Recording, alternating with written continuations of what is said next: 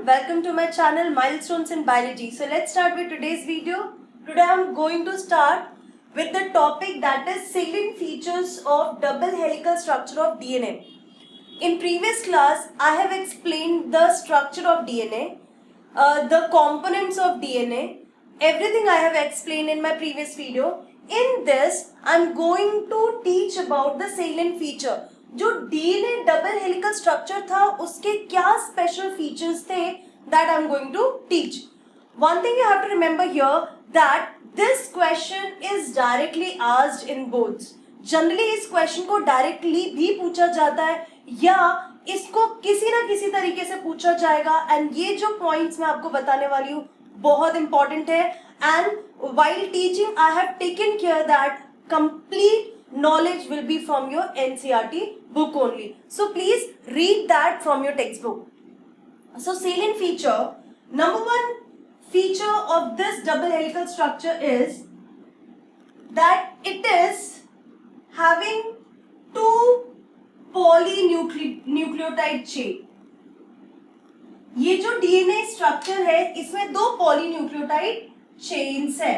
As you can see here in the diagram, it is made up of two polynucleotide chains. Polynucleotide means बहुत सारे nucleotide से बना है. So you know very well how nucleotide is there present in the DNA.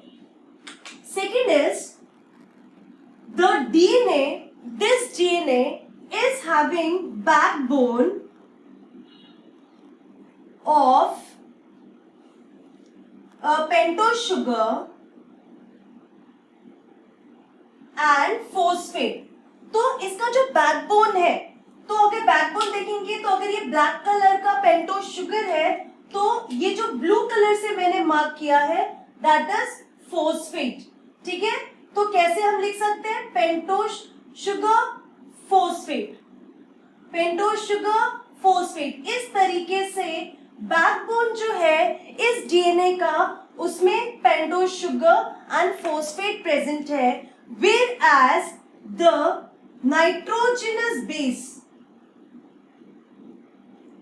is projected inside. तो जो nitrogenous base है वो इस पॉलीन्यूक्लियोटाइड चेन में अंदर की तरफ प्रोजेक्टेड है.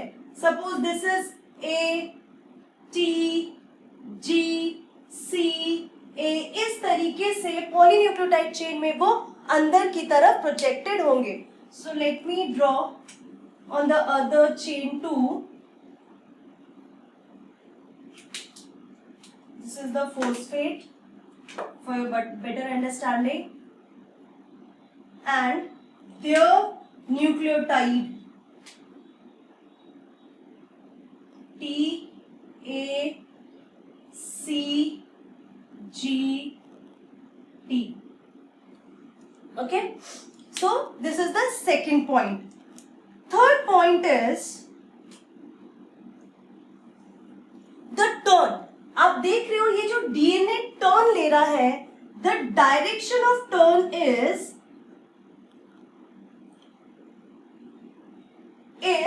right-handed. राइट साइड से वो टर्न ले रहा है ये जो स्ट्रक्चर है. तो वॉटसन एंड क्रिक ने जो स्ट्रक्चर के बारे में बताया था he was talking about the B DNA. मैं आपको आगे जाके इस वीडियो में बताऊंगी कि कितने टाइप के डीएनए होते हैं, पर वो जिस डीएनए की बात कर रहा था वो बी डीएनए है. So direction of turn is right handed and the diameter of this is 20 Armstrong.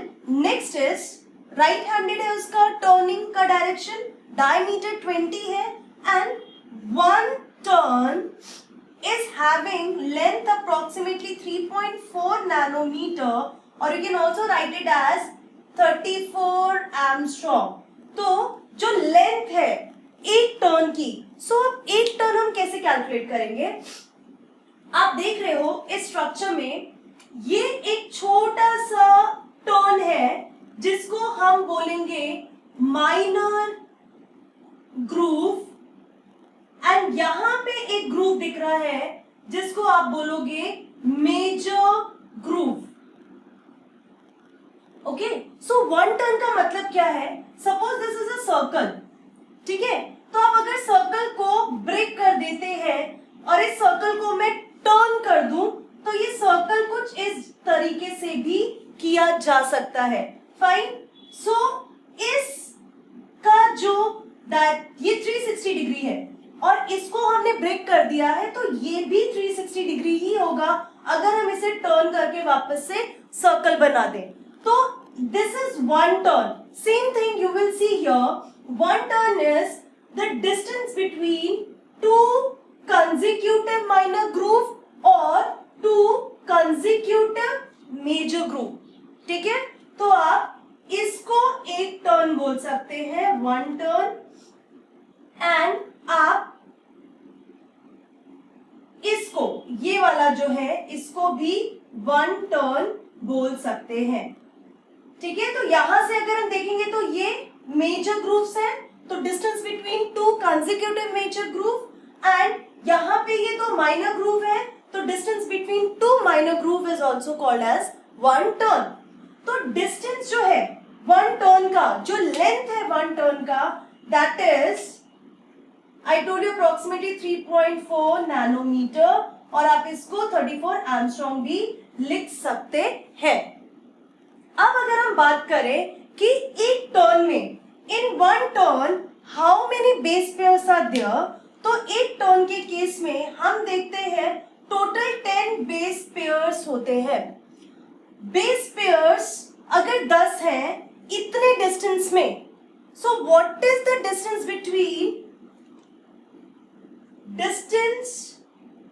Between two base pairs is equal to 3.4 nanometer divided by 10. So answer is 3.34 nanometer. Again I'm repeating it कि जो एक turn होता है वो turn का जो length है वो 3.4 नैनोमीटर है, और उस 3.4 नैनोमीटर के अंदर सिर्फ 10 बेस पेयर्स है. तो क्वेश्चन ये पूछा जा सकता है, तो दो बेस पेयर्स के बीच में कितना डिस्टेंस होगा?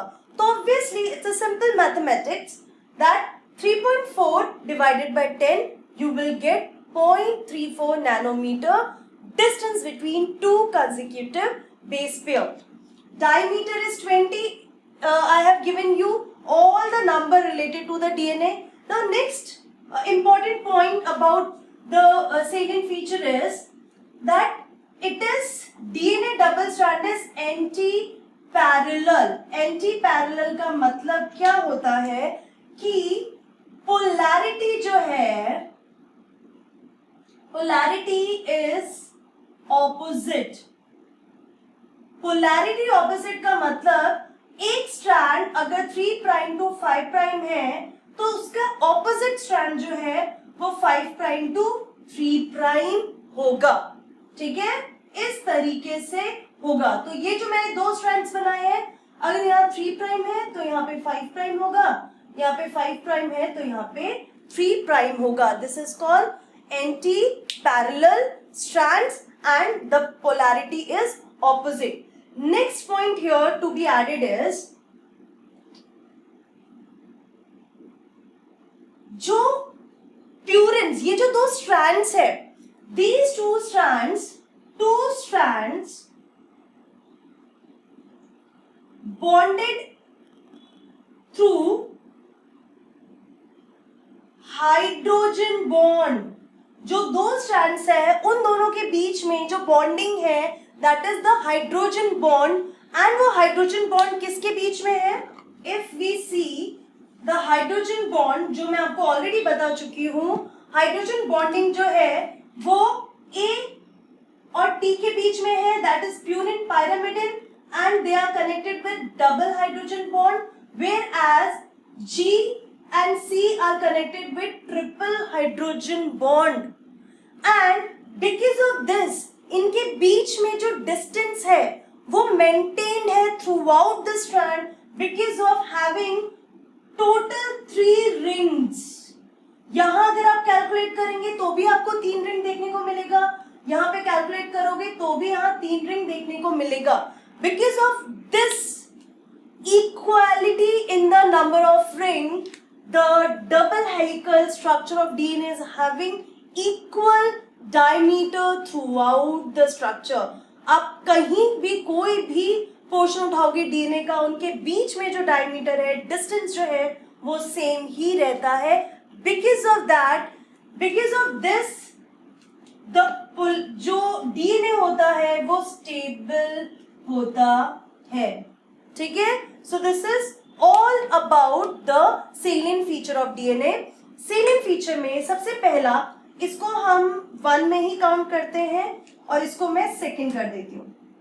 नंबर 1 इज कि जो डीएनए है वो 2 पॉलीन्यूक्लियोटाइड चेन से बना है, जिसमें जो बैकबोन है वो पेंटोज शुगर एंड फॉस्फेट का है और जो नाइट्रोजनस बेस है वो अंदर की तरफ होते हैं. जो डायरेक्शन है टर्न का that is right handed and जो डायमीटर है, जो डिस्टेंस है 2 स्ट्रैंड की दैट इज 20 एंगस्ट्रॉम, या आप इसको लिख सकते हो 2 नैनोमीटर. एक टर्न के जो डिस्टेंस है, एक टर्न का मतलब the distance between 2 consecutive minor groove or the distance between 2 consecutive major groove. It is 3.4 nanometre और 34 एंगस्ट्रॉम. तो इस एक टर्न में you will find 10 base pairs. ठीक है, ATGC करके 10 बेस पेयर्स प्रेजेंट है. तो अगर हमें डिस्टेंस निकालना है 2 बेस पेयर्स के अंदर, तो आपको जो टोटल 1 टर्न का डिस्टेंस है divided by 10, you will get the distance between 2 consecutive base pair. Then I told you that the double strands are anti-parallel to each other, means their polarity is opposite to each other. 3 prime to 5 prime है अगर एक strand का polarity, तो दूसरे का 5 prime to 3 prime होता है. जो 2 strands है वो एक दूसरे के साथ बॉन्ड करके स्टेबल फॉर्म में रहते हैं because of hydrogen bond, and these hydrogen bond is between the purines and pyrimidines. This is all about the salient feature. Now I am going to teach you about the different types of DNA and what are their features. So before that you can take the screenshot. So next is types of DNA. So there are 5 types of DNA on different bases. There are 5 bases on which we can categorize these 5 different type of DNA. These are DNA A, B, C, D and Z. जो B DNA है, अभी मैंने जो आपको salient feature के बारे में बात किया, that was B DNA. तो फ्रांसिस एंड क्रिक ने जिस DNA के बारे में बताया था वो B DNA ही था. So we are going to categorize on the basis of direction of the turn, length of the turn, base pairs per turn, distance between 2 base pairs and the diameter between 2 strands. So first direction, all the DNA are right-handed except the Z DNA. जो Z DNA है उसका जो turn है it is towards the left side and बाकी जितने DNA है उनका जो turn है that is towards the right side.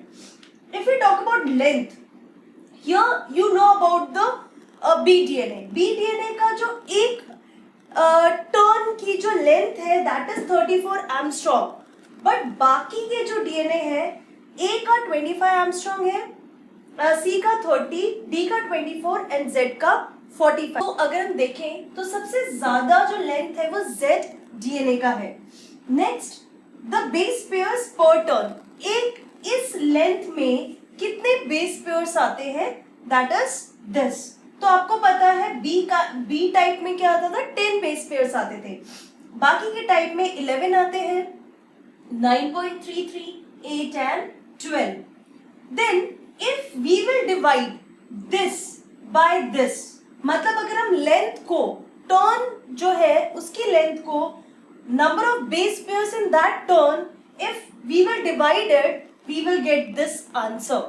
So distance between 2 base pairs, तो अगर हम इनको डिवाइड करते हैं तो we will get 2.5, this 3.4, 3.3, 3.03 and 3.8, क्योंकि यहाँ पे लेंथ भी ज्यादा है और उस कंपैरिजन में बेस पेयर्स है, तो सबसे ज्यादा डिस्टेंस इस टाइप के डीएनए में होता है, Z टाइप के डीएनए में होता है। फिर डायमीटर की बात करते हैं तो सबसे ज्यादा डिस्टेंस जो है वो A टाइप डीएनए में होता है 2 स्ट्रैंड्स के बीच में, दैट इज 23 एंगस्ट्रॉम।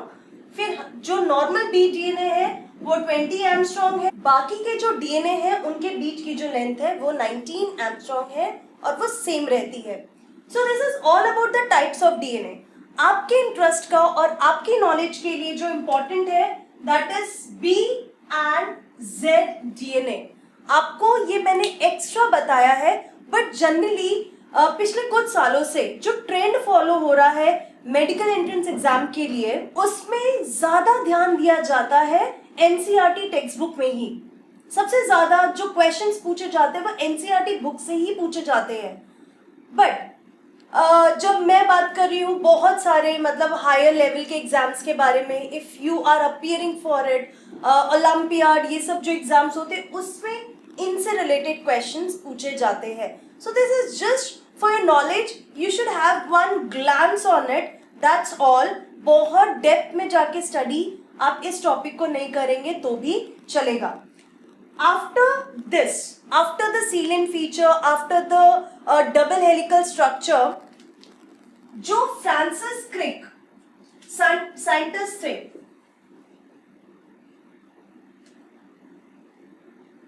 उन्होंने जब डीएनए को बहुत अच्छे से स्टडी किया, स्टडी करने के बाद उन्होंने एक सेंट्रल डॉग्मा,